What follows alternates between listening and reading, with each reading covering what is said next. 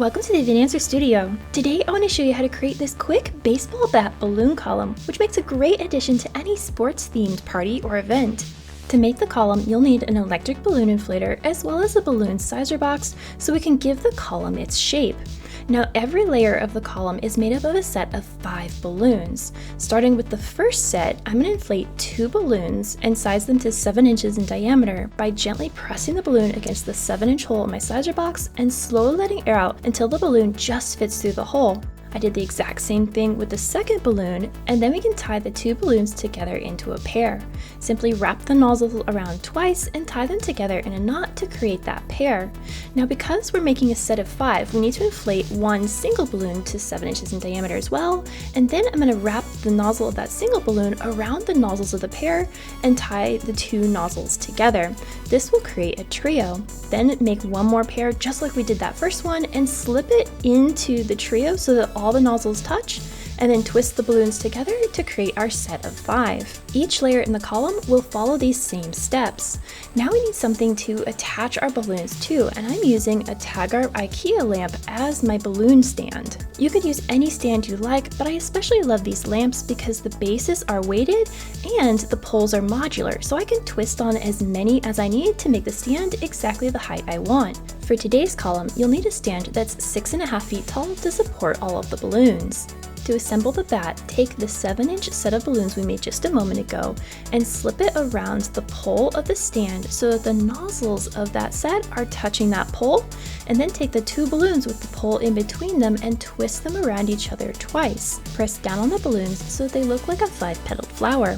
Then on top of this, we're going to slip another set that was inflated to 5 inches in diameter. Attach these to the stand just like we did the last set, but then we want to nestle the balloons of this set so they sit right in between 2 of the balloons of the set below it. This will ensure that we don't get any major gaps as we continue to add layers of our baseball bat.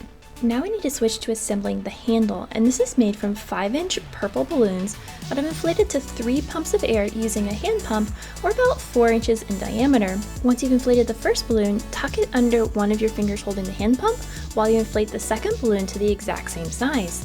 Then, just like we did the larger balloons, we're going to tie these into pairs and then tie it into a set of 5. Attach 5 layers of these purple balloons all together to create the handle of the baseball bat. Now if you'd like a little extra help in creating the baseball bat, I've got a set of written instructions available in the description box below. These include step-by-step written instructions, detailed illustrations, as well as a complete supply list for today's project.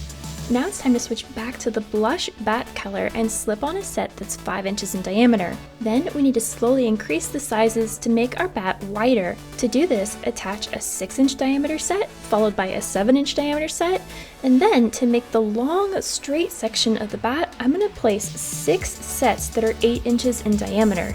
As you're building your balloon creations, a helpful tip to remove all of the dust and lint that inevitably will get stuck to your balloons from all the static electricity is to use a lint roller to clean away all those debris from your creations. Finally, we need to top off our bat with the last set of balloons, which are 7 inches in diameter as well.